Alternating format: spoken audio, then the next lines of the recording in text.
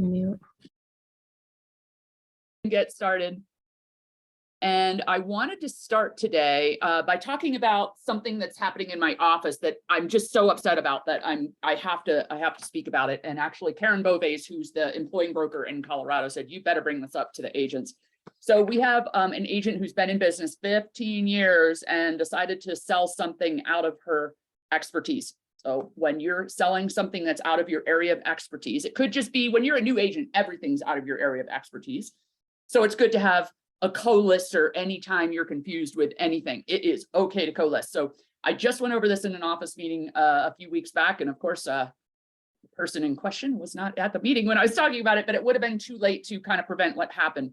So what Colorado Association of Realtors, and I'm sure the other Association of Realtors say, is that if you, their legal department says, if you are selling something that's outside of your area of expertise, you have 3 questions or three things you should do if you're going to take the business. It's either totally refer it out. Like, it is so much better for you to make a quick $500 to $10,000, depending on the sale, right? Take the 25% referral and have somebody with the expertise sell it. That is probably the best thing to do. If you want to co-list it, you could even co-list, doesn't have to be 50-50. You could use somebody's expertise in the area. And if the customer, because this is what happens, is people say, they only want to use me. I'm their agent. They only want to talk to me, even though this is like 3 hours away from where I live and have my expertise, right? But get someone to co-list with it. If you're on the buyer side, get someone to work the deal with you and give up half your commission so that they can help you with all the things you don't know. Like, what are those things that you don't know? You might not know that there's a big subdivision that they've been talking about for 10 years, or a toxic waste site across the street that they keep talking about. We're going to clean up, but we haven't done anything yet. Like, how would you know this stuff unless you're following the paper or you're in tune with all the powers that be in the community? What about easements that are normal in that area? Transfer fees that are normal in that area that you just don't know who you're supposed to call. Like, how did you know that, yeah, it was in this HOA, but there's this other HOA. Oh, and then there's the metro. Oh, and there's this weird thing at closing that everything in this area is always charged 2%. Like, all these things that you might just not have any idea that an agent that knows the area is like slam dunk. Every sale has that, duh.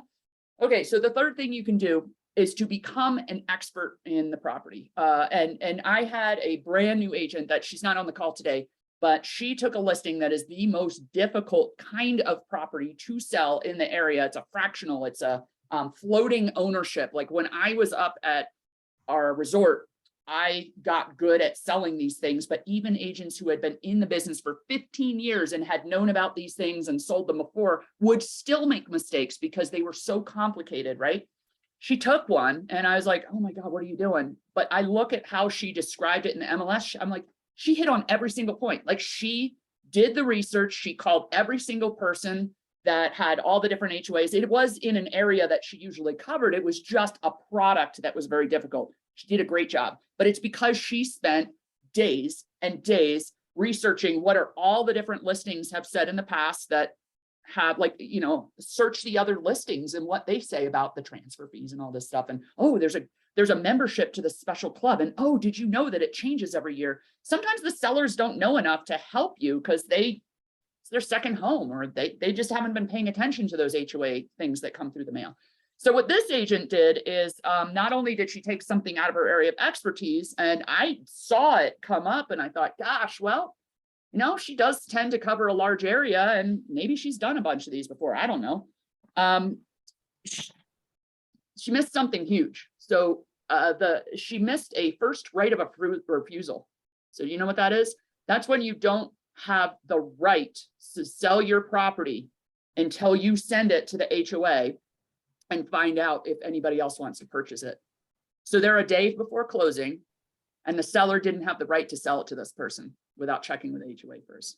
So what do? You know, so you have a $250,000 commission that you were going to get.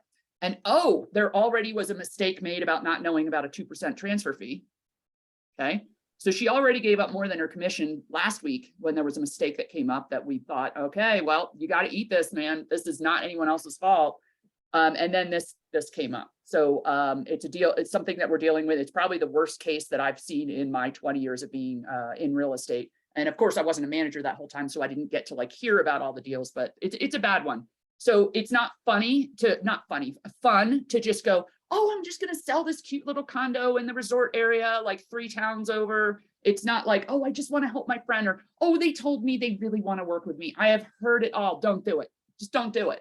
If it's farmland or ranch land that's like 3 towns over and you've just never done it before, oh, but it's simple. Like, what would I miss out on? Like, maybe you don't understand that it does have irrigation, but the irrigation cuts out like after a month in the summer. It's not actually enough to grow a crop.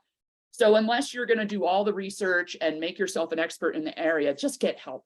And the way that like our towns are set up, like we have a town that's only an hour away, Pagosa Springs. And I have never had someone that really does that area. And there's no Coldwell Banker out in Pagosa Springs. So we'll get referrals that come in and they say, do you have any agent that can take this? And I say, I don't have any agent that knows that area enough that I could feel like they do a good job, and just go send it to, here's a group of like 10 different companies that do Pagosa, give it to one of them, because it's not worth us taking the risk to make a few $1,000s and then just leaving these buyers or sellers out to dry. So I hope that makes sense to you, but please keep it in mind that it gets really, I mean, I had a person bawling in my office, 15 years, an agent, and she just said, am I going to lose my license? And like, we're going to just get through this. We're going to do the best we can, you know? So what a great way to start out the morning, but we're going to talk about surveys today.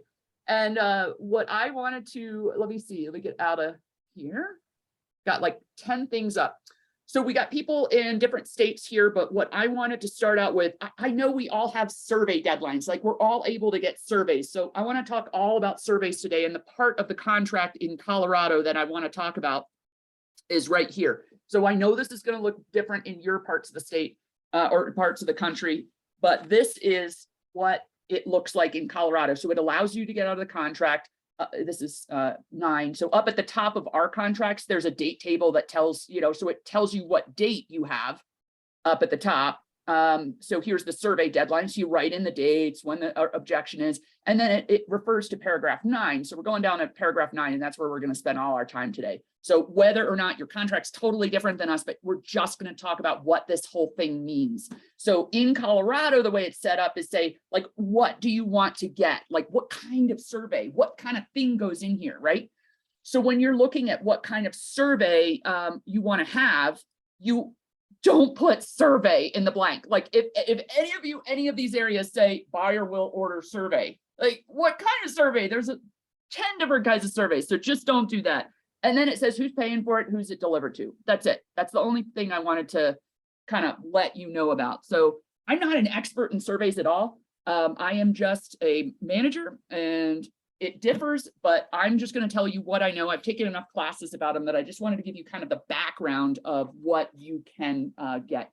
If you are looking for something in particular that is not, it's not able to fit into the contract. So you're looking to get this certain kind of survey and you want to explain exactly what you want surveyed, just write see additional provisions. I'm sure Montana has the same thing. There's a place you can put a bunch of stuff that doesn't fit in the blank. That's totally okay too.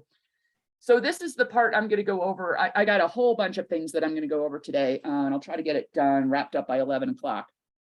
But let's see. So there was a guy years ago that went over this with me, and you don't, this, it's literally 20 years old, but I want to kind of go over the different kinds of surveys. One of them is just finding and flagging. So we all deal with rural property. Hold on, I'm going to stop sharing. I'm going to move this over to my screen because I'm not the best person in the world on Zoom. Okay, screen 1. Okay.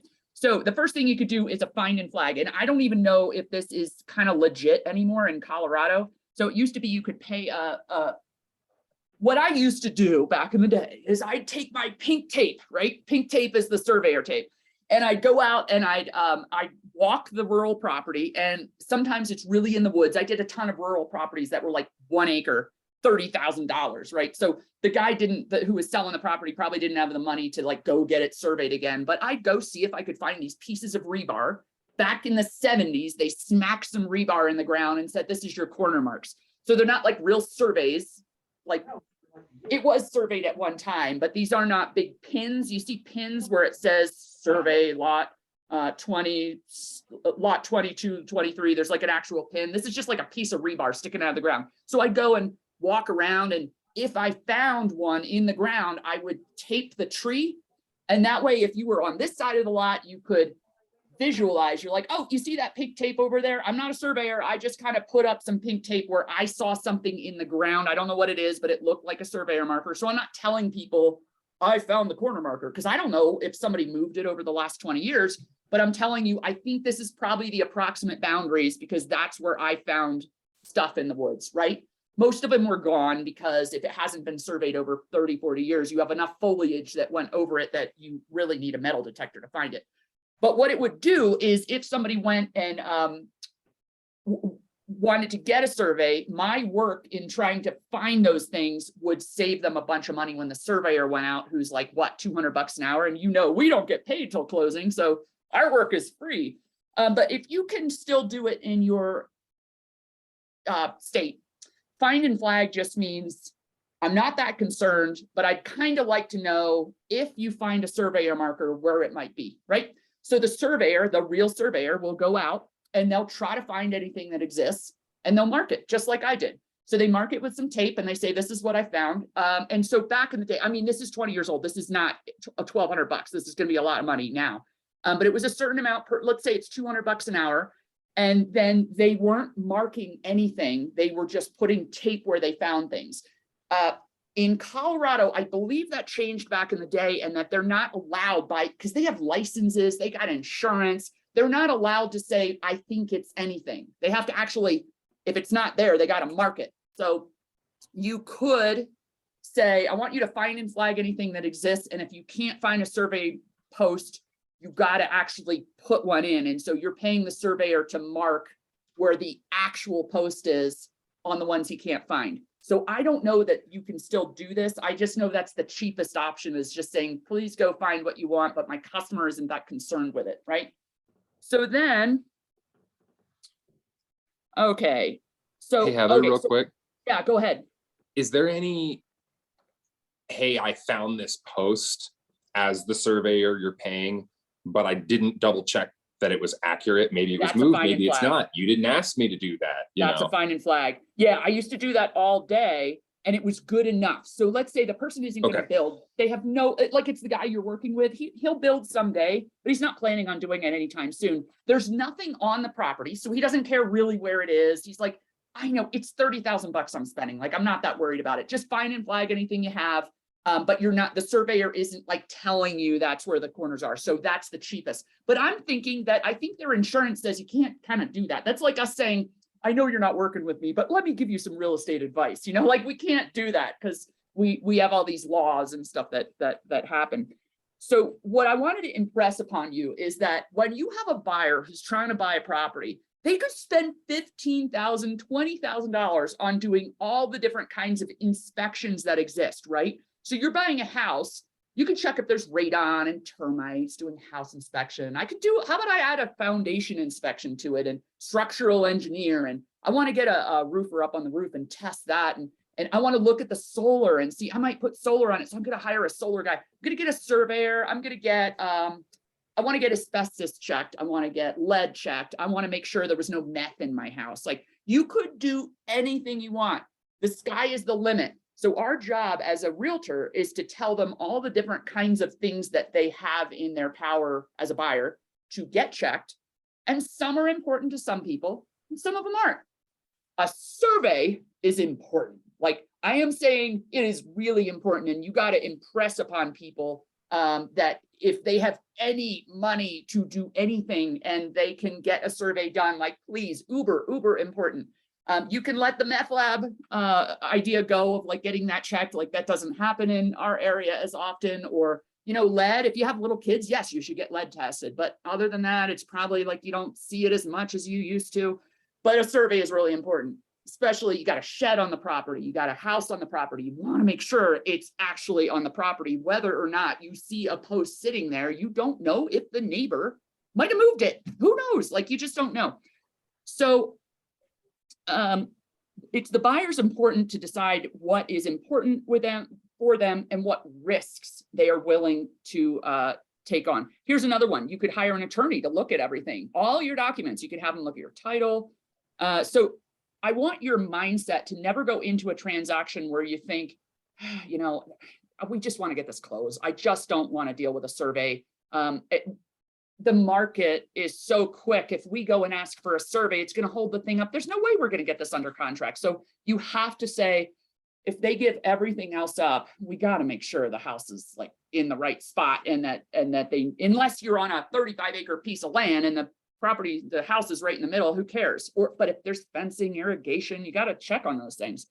So what you want to do is, oh, and one more point. So I dealt a lot with people who had no money to their name, and they were, during the foreclosure crisis, they were able to squeak into our market. I'm saying I was selling $125,000 houses all day. So the people were buying a short sale. The seller is unable, they have no money. They are losing their home, and the buyer is squeaking in, and they say, Heather, like, I could probably do the home inspection, but I can't get a survey done. And you're looking at the lot and it's like this big. So I had one of those closed, and guess what? I got that phone call 2 years later. So the couple got a divorce, and the guy was trying to keep the house payment up by himself, and he gets a knock on the door.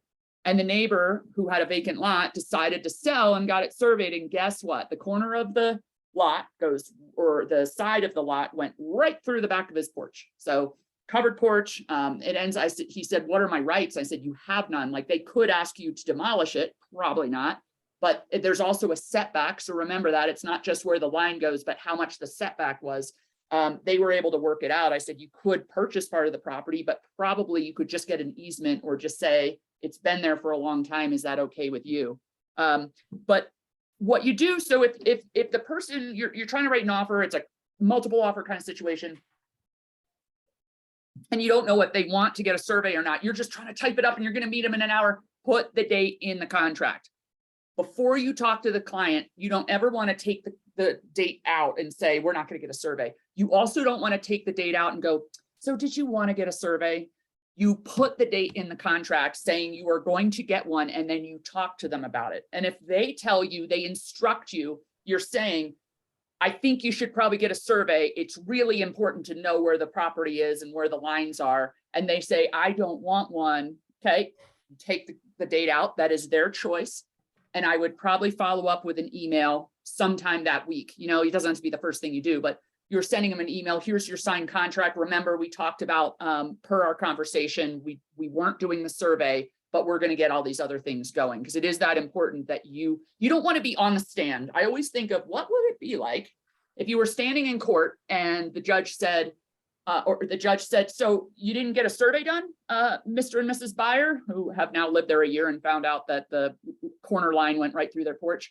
And they said, well, our agent didn't give us, they just told us that it wasn't important. They never talked to us about one. And by you putting that date in there and having them instruct you to take it out, it looks a lot different than like you're pushing them into, it's not that important, I didn't even put a date in there. Does that make sense? You're always trying to make it seem like this is important. If you're making me take it out, that's one thing.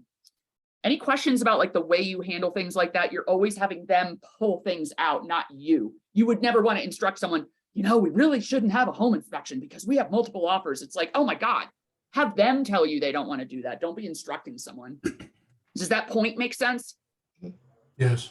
Okay. Do you do this, like, with every home, or just does it have to be like a certain, like, say there's a fence? Do you do it when if the house Absolutely, if there's a fence, because you don't know if the fence is online, and that can be, we had our association got into a huge argument with the neighbor. They owned their building and there was a fence, but it wasn't really on the property. And the neighbor was saying, you own my fence, you have to repair it. And they said, well, it's your fence. And they said, but it's on your property, so you have to repair my fence. Like, yeah, so I think, okay, almost always, but there are times that it's probably not as important, but I would always put the date in, and if they don't want one, that's fine. So they're instructing you before they sign the contract, take the date out. I want this to be a strong offer, take it out. I don't want a survey, that's fine.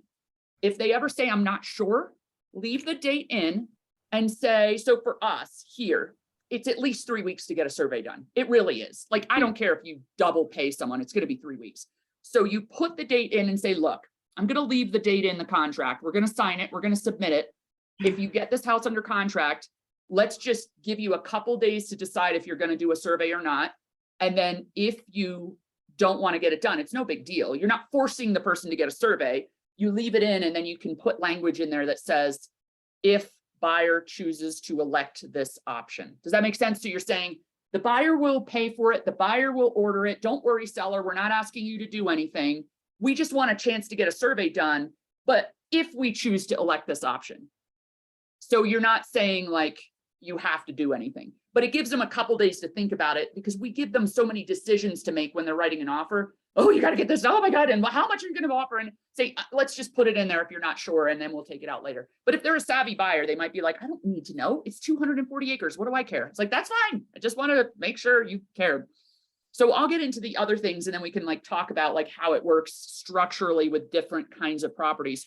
So one way, okay, so yeah, we're going to get into all these kind of things with this. I guess I can take this off right now, and then let me just make sure I have it in front of me.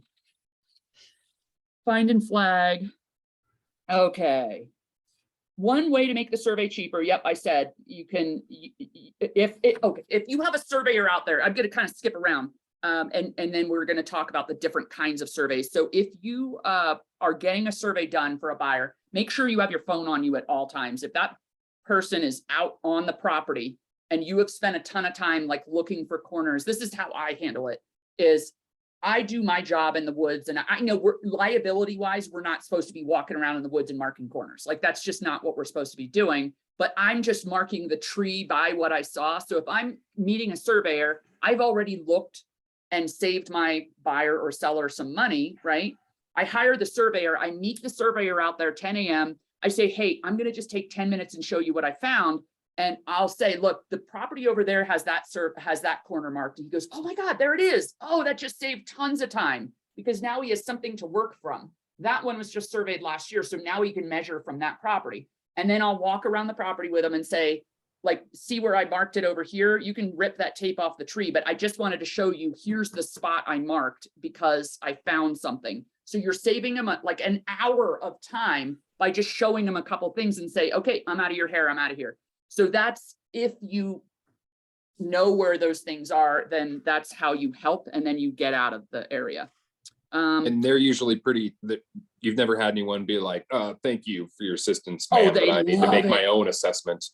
Oh, of course, because they are making their own assessment, because I'm like, oh, here's a post. But I guess as a woman, it's real easy for me to go, hey, like I'm real humble, and I'll be like, hey, I know you know how to do your job. I just wanted to make it easier on you. And here you go. And so it's all in my language. And if I was a guy and I came off like, hey, I'm going to go show you what I found because you don't know. There are so many people in real estate down here that would come across the wrong way. The way I did it was like, I'm not going to get in your hair. I just wanted to show you a few things. It's the same way as an appraiser. We had, oh God, Emmy, I know, was it you? Somebody told me about, they had a manager at the time that told them they weren't allowed. I do remember, it was your story. So you're not allowed to get in the appraiser's way. Like the appraiser does their job, right? No, I, as a listing agent, would show up, and they were coming at 10 a.m. I mean, you know what time they're coming. They'd come to the house that's going to be really hard to appraise, and I hand them a bunch of MLS sheets, and I'm like, hey, I'm so happy you're here. Thank you so much for doing the appraisal. I'm not trying to get in your way. I just wanted to give you the comps that I use. I know it's really hard to price things right now, especially this house. So I just wanted to give you some comps if you choose to use them, to make your life a little bit easier, to save you time. So you're just trying to help them, and you go, okay, have a great day. And I just don't have that working badly for me. They're like, oh my God, thank you. No. And if they are a jerk about it, then I'm like, okay, see ya. But I tried, so I'm just trying to help someone. And then sometimes they call and they go, I still think you're an idiot for using this company. I go, I was thinking that too, because I compared it to 3rd Avenue and that's the boulevard. But think about the charm that this house has. It's not the same 50s house that every other one is. It's split level, and it's a lot more like this. And they go, oh, okay. So I guess it's just the way you come off can help or hurt a deal. And that's how I dealt with surveyors. But I totally get it. In Montana, it might be more, I think if I was in a rural area, I would just handle it differently. It's the way I come across, the way I dress. I'm not going to wear my high heels that I wear to work out there. I'll have my my old horse boots on and stuff. But It's just all I'm coming across. So I'm going to go to the ILC paperwork next. Wait till you see this.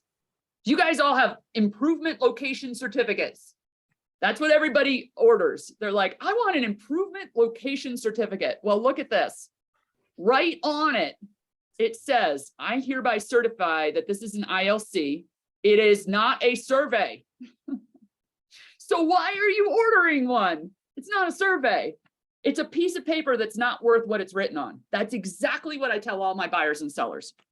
So this is what it says. And surveyors don't like them, but we have had surveyors caught that have literally driven by a property and said, yeah, it looks like the house is on the property. And they drive back and they make a sketch, and that's the ILC, and you just paid $800 for one, right? So why is that all that the title companies require on a lot of deals? So think about a lender.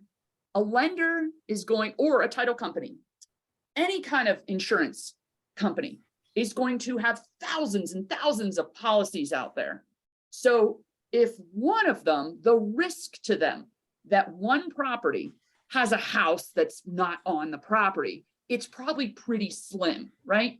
So their risk assessment as a lender or as a title company to make you get a real survey for your property before they close, it's not enough of a risk for them. So your buyer only has one house. So if their house is off their property, that's their whole livelihood. That's their whole like life savings, right? So it matters to them, but to the lender or the title company, the one reason is it's just kind of a risk assessment. It's the same reason that they say, you know, I'm going to do a loan for people that have a credit up to 700, but I'm not going to go to 699. I'll do 700. Doesn't mean that that particular buyer is any better or worse. It just has to do with that risk assessment. So those are the two reasons. But it should matter to your person that it's a sketch, and a lot of times I've gotten the ILC back and it's only $500 to $800, and they get it back and you're going, and the buyer goes, oh my God, are you serious? This is all I get? Like, it's just a sketch. It doesn't help me put up a fence. It doesn't help me really know. It is an estimate from the ILC, the surveyor. Okay, so it doesn't mean that they have to spend a lot of time there. And shouldn't the bank care more about me and my house? Okay, so, okay, usually about 500, and make sure if that's all that okay, here's another reason that I thought of. So if you have, in our town, we have 3 competing title companies, and guess what? If you order title company through company A, B, or C, they're all gonna be about the same because they're competing with each other. So if you only had one company that said, you know, I want to protect my clients, so I'm going to make everybody get a real survey before closing. People would be like, I don't want to spend an extra $2,000. Like, no way, that's not competitive. So that's another reason that they're probably not doing it. Okay, so a boundary survey. Here is what a boundary survey looks like. And I've had this happen after years of being in business. I just didn't really understand what I was going to get. So if you're doing a lot and you have somebody they live in New York City and they say, could you get a boundary survey for me so I kind of know where the lot is? Like, it's just a vacant lot. This is literally what you get. Okay, so they get mailed this piece of paper and it costs them like $3,000 or something. And it's a square. So if they don't live here and they're not going to be here, you would have to go out to the property and show them, like I've done this before, where I take a picture from this angle. I'm saying, okay, I'm at the northeast corner and I'm looking to the northwest corner, and this is about where it is in relation to the stream. So you're going to have to walk them through it or have a FaceTime with them and say, here's the survey, you have it in front of you on your computer, and I'm walking it for you. So this is what a boundary survey is, because you're only measuring the boundaries. And I can't remember if it has the easements on it and stuff like that. It's just the boundaries. It's not going to put where your driveway is in relation to it. Okay, so that's helpful in some ways, especially if the person's here. Oh my God, all day. If they can say, I will be there on the day the survey is supposed to be there, and then we'll go out to the property and walk it. They're going to see the pins. They can see, and a lot of surveyors, oh, I love it. If there's trees, they'll mark. They'll mark a tree here. They'll mark a tree here with pink tape, and then you can tell where the corners are. So that's super helpful, but not if the person's in New York City. So make sure you're aware of that. Don't be like me and you had, you're 10 years in business and you get a square on a piece of paper. You're like, what? This is an improvement survey plat. So it measures everything, where the driveway exactly is, where the easements are. So maybe the easement for the driveway was 50 feet on each side. And then there's a whole key down here and it says the driveway easement is 50 feet on each side of it. Like, I don't know if the easement was going across somebody's property, it'll show you where the fence line is in relation to the property. How many times do you get fencing? You know, when you're out of property, and I know this happens in Montana, if you're not in town, you have a fence, and Emmy is a horse person. Other people on here might be horse people. So you look, I'm not. And so I look at a piece of property and I see a fence, and then there's a cross fence, and then there's the fence over here. And so I'm like, look, and I'm like, okay, is this supposed to be 10 acres? There's a house over there.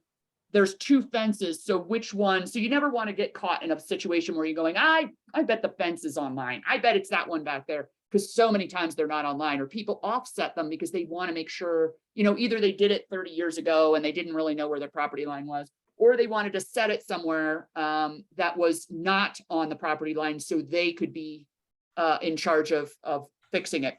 We've had situations in the office. How many times you have somebody that calls and they're like, I want to sell my house, but I got this really mean neighbor, and he swears that the fence is on his property, and it's not. He says he owns this piece of property. So you have a disgruntled person who swears they've always owned that property. Oh my God, you get so many easement problems with people. Okay, Heather, go ahead. what was that one called again? This is an improvement survey plat. And the way you remember that is, think about, it has improvements on it. So the improvements would be the shed, the porch, like where the porch sits in relation to it, the fence, the well, the septic, if they can tell, but where the well is, all those kind of things. So what you're going to pay for, and I have not sold property in 5 years, but what I used to pay for this is about, let's say it's not totally in the woods in the mountains. It's just a normal piece of property. It's a little bit, it's treed, but it's not like up the side of a hill. It's kind of easy to figure out. It might cost a couple $1,000 for this. Okay. Even in town, they're using it's like do you give someone a discount on like in our office, it's 3%. So do you give them a discount because it's in town and it's so much easier, or it's a condo, it's not a house? It's pretty much going to still cost you a couple $1,000 for something like this. And then this one, I used to see it. It depends on how many hours it takes them, really. Like if there's nothing marked already, if it hasn't been surveyed and the neighbor hasn't surveyed, it could be up to $3,000-4,000. If you don't know this at all, call a surveyor, take them out to coffee and ask them a few questions. Say, how much do you usually charge? And they're going to go, well, it depends. Try to pin them down on like a reasonable amount, even if it's per hour, and how much it differs from one thing to the other. I had written down if it can cost you as little as 8 hours of work, then let's say like $1,600. So if they could knock the thing out in a day, but it depends on the location, how far they're driving, how much they're measuring, and if there are other surveys that they can measure from. If you're in a subdivision where you know that one surveyor happened to do one before, like I'd always call the same surveyor to do the job, because I knew they could rely on the work they've already done to make the next survey. So it will save money if you do that. Okay, so let me go to this one now. Okay, 1039. I'm very passionate about surveys. Let's see if I can find, okay, let's see if there was anything on here. So this is one that, if you guys remember, send me an email. It's heather@realestatedurango.com. Well, I send you the email every week. You know what my email is. Send me an email and I'll send it back with this thing on it, because this is actually, I took this off something online, and I'm guessing because it's online, it was for all of our states combined. It had to do with, it was a survey like group in the nation that put this out. So I think it's fine. So here's your common surveys. I'm going to get into Alta later. There's topo surveys. Obviously, sometimes you have the topo on the map. If you're doing a development, especially if you're dealing with wetlands or with any sort of thing at a resort where you can't be this much higher than the other house. Topos are what you get all day in development. You also have land surveys, minimum requirements, what they need to do just to say that they're a survey. It's real interesting. I mean, you don't have to read the whole thing, but they must be licensed, evidence and procedures, what they have to do. You have to find the evidence. That means like what has already been done. And believe me, there's bad surveys too. So people, the surveyors know, oh, this area was really done badly back in the day, so it's hard to survey it. This is the ILC. It's some assurance that the improvements to are not encroaching on an easement. When do you need an ALTA? Okay, not any of that is important yet. What about this? Okay, square. What happens if you don't have one? Oh God, we had one where they measured the entire resort subdivision incorrectly. And I had a lady in the office 3-4 years ago. She was selling at the time. I mean, right now it would be $1.5 million house. And the entire driveway, here's the line, and this is where their driveway went. It went like over the seller's line completely, like 20 feet over their line, and their entire septic system was off the property. And they bought it like that, and no one told them to get a survey. So of course she had sold it to this guy 20 years ago. She's still in business. And she goes, God, I never thought of getting a survey because it's such an expensive piece of property. I just assumed everything was okay. But this stuff happens. You have an area up here, Emmy, it's Lake Purgatory, and all the whole resort, the stuff that was across the street from the resort, as far as I know, the story is that, you know, when you back up to National Forest, so National Forest, BLM, any of these national or state lands, they had it surveyed. So the surveyors were all working off a national forest boundary line that was done in the 70s. Entire subdivisions were put in on the wrong line because they were, the line was wrong. So I'm sure that now they're doing helicopters and everything else to do these big surveys of the federal land. So it's probably a lot better than it used to be, but it was just one line. Of all the different area that we buy and sell in 3 different counties, that is the only one that I knew was totally incorrect. But I always wondered back in the day, why is it that when you're selling up at Lake Purg that you can't get the extra title insurance? Like you only can get the minimum. You can't get the part that covers you for survey matters that might be incorrect. And it's because all the surveys had been done on the wrong line. So unless you resurveyed your property since the 70s, all the properties were incorrect. So anyway, those are kind of horror stories. I also had the one I told you about, the poor family that bought the house with the patio off of the line. So another thing you can do, let's say your person says, I don't think I need a survey, but you notice that you're looking at the property. If you have GIS in your area, or Google Earth, any of that stuff, our GIS mapping, tell me if you know this or not. Do you have a GIS map that shows where the house is in relation to the property lines from your county? Do you guys have a cool system? Oh, ours is so cool. You can, if you're showing property, you can show what the topo map is underneath. So you can show the approximate elevation. So if you have somebody that says, I want to put in a real big play area for my kids, I want to have a big garden, and the property is 45 minutes away and they want to go see it, you can pull up the topo map on top of where the house is and show them, look, it goes off the side of a cliff. You're not going to like this property. There's no room to be on it. But if you do have some sort of topo, you have any sort of Google Earth, HomeSnap is an app that you can literally pull up the property and walk towards the corner line. I'm not saying you should use that and go, this is where the corner is, but it's a great tool. So let's say you pull it up and you're going, ugh, that one line sure looks like it's real close to the house. Like, I'm thinking you're so close to that neighbor. There's one line that's really making me nervous. It's 35-acre property, but there's that one line. The house is right up near the edge of it. There totally is such a thing that you can get just one line done, okay? So if your person doesn't want to spend the $4 grand on an improvement survey plat, you personally are concerned with just that one line, and your people go, I'm not worried about this. It's not that big of a deal. And you go, what if we put it in the contract? We'll call a surveyor and say, how much would it cost just to get that survey done? So yes, by law, they have to give you a piece of paper that shows a line.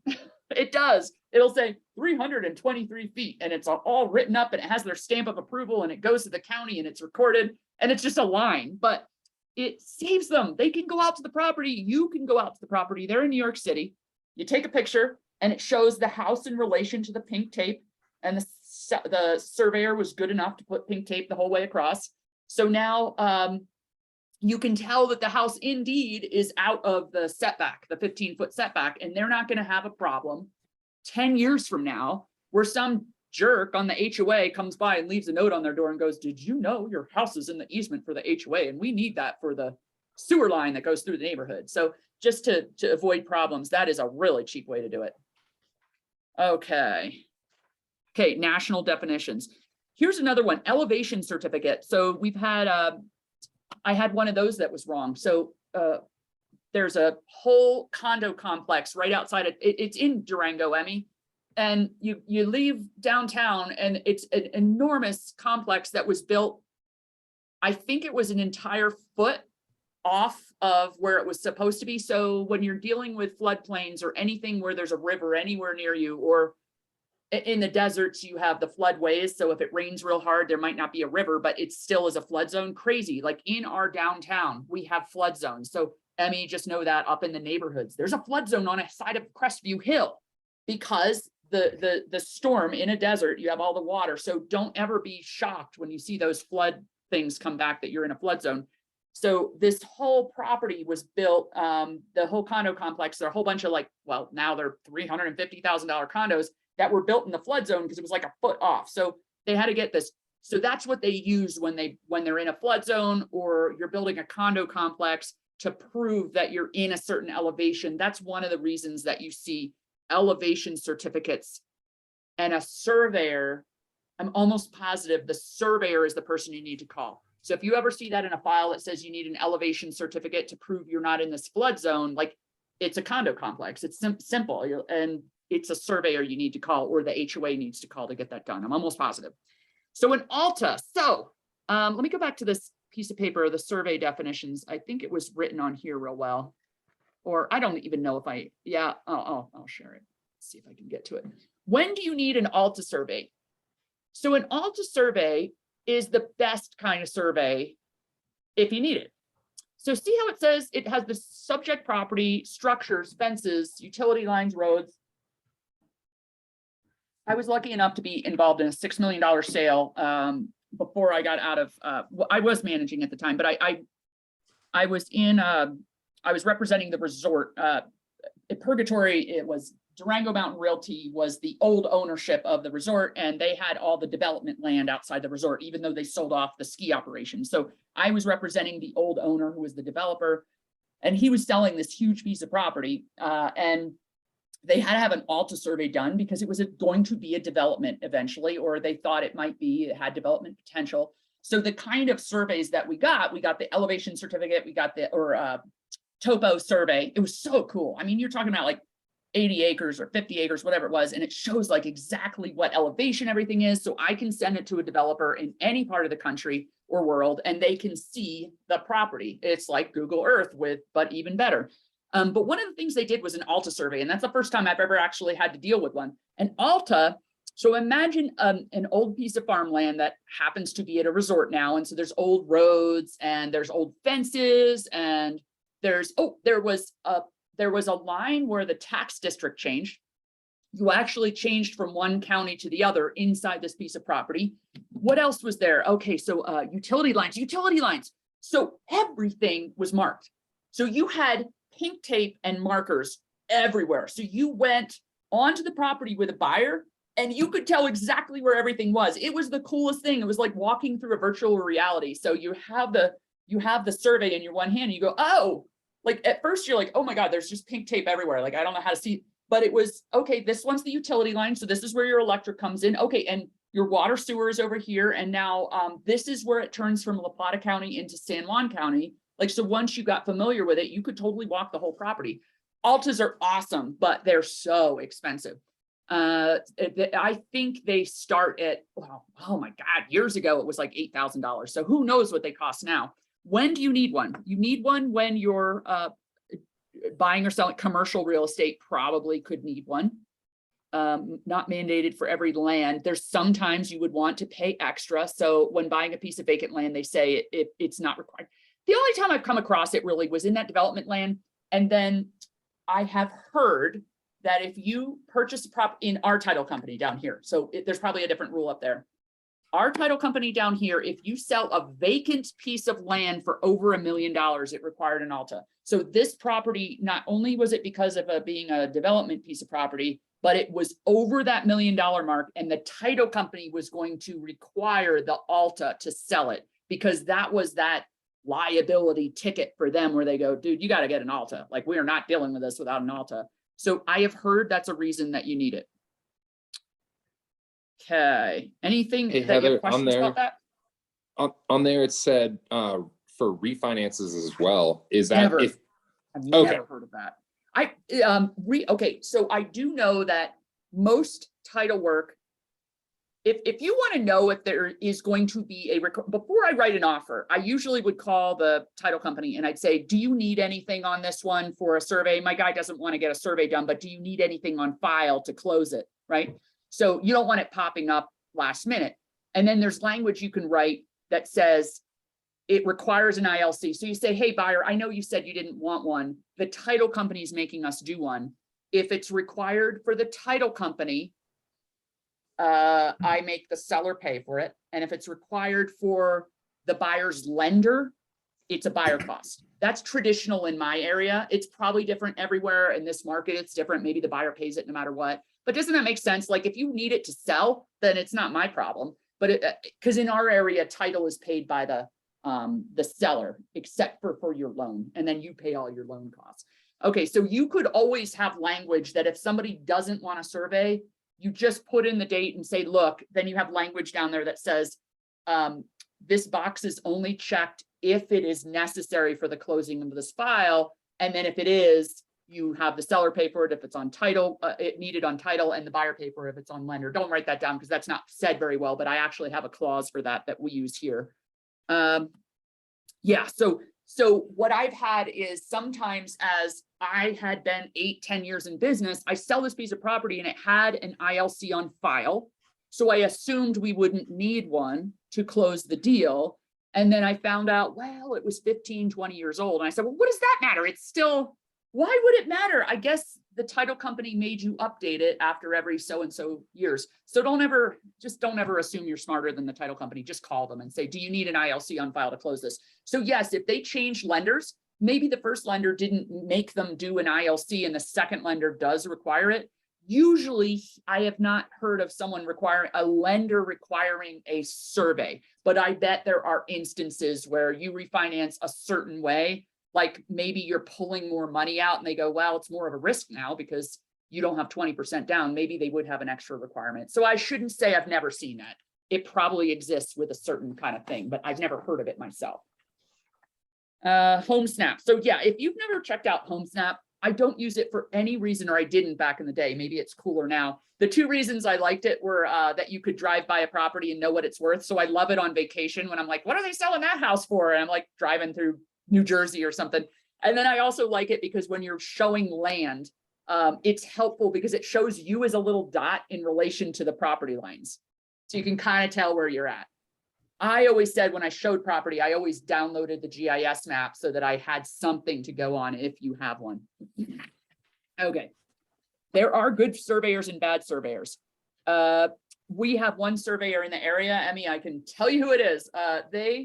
I was at a Thanksgiving dinner and one of my relatives is a surveyor and I had a drink or two in me. And I said, oh, I always use so-and-so. He's a head of some big survey company. He works with CDOT, like the road. So I wasn't offending him in any way. He wasn't going to do my surveys anyway. I said, oh, I always use so-and-so. And he got mad and he goes, I said, he's the cheapest in town. And he goes, why do you think he's the cheapest? I'm like, I don't know. So he told me to look him up on Better Business Bureau and that he had so many strikes against him that he almost had his surveyor license taken away. And it was my favorite guy. I had used him for 15 years, but he had so many mistakes. Like he was one of the people that had actually driven by a property and drawn an ILC without actually stepping foot on it. He's actually not gone to properties and taken it off of, pretended he did because he was looking at Google Earth. He did a whole major downtown building a foot off. And so they were about to start construction on a major building and he was a foot off and it would have been in city property. So now whenever he does a survey, he actually needs another surveyor to check his work because he had so many strikes against him. How would I ever know that? I think in Colorado, how I had to do it, it wasn't Better Business Bureau. Whoever their licensing is through, there is a portal where you can see if they've ever had disciplinary things, just like we do, right? So that's where I had to go. He told me where to go, and it was like the Association of Surveyors. Just know, ask around. Don't just assume that everybody's good. I had no idea until I'm a manager that there was such a thing as a bad surveyor, but people can have strikes against them and still be in business. Yeah, and he was cheaper. He was a lot cheaper than anybody else by far. Now I know. Who was this? What? Who was this? I'm not saying it on recording. I also didn't tell the office. I said, come see me later and I'll tell you, because I don't ever want to I don't want to get a charge against me, but no, I'll tell you offline. So a couple other things. Township. A township is 36 sections, and each section is 1 mile by 1 mile. The boundaries are based off section corners, which are official property management monuments. The US government has a quarter sections, which are 1/4 mile by 1/4 mile. So these are things we deal with a lot in the rural property out here. So why do you need to know this? There's two reasons. One is just reading the legal, being able to understand, like, okay, we're at the northwest quarter of the southwest quarter. So just trying to understand that. So a township, 36 sections, the section is 1 mile by 1 mile. And the government does sections in quarter sections. So it's like 1/4 by 1/4 mile. Okay, a couple more things to wrap up. I talked about this with the title class last week. You can dump a bunch of exceptions into the wrong property. I talked about that. So like you'll have an easement that's actually on this piece of land all the way over here, and then they dump it on your title. So if you ever get a survey done and it clears and clarifies some of those things, you then send it back to the title company and say, hey, this shows that Conoco easement wasn't on this piece of land. So can you please take it off my title? So make sure if you're on the seller side that you would clarify those things and follow through.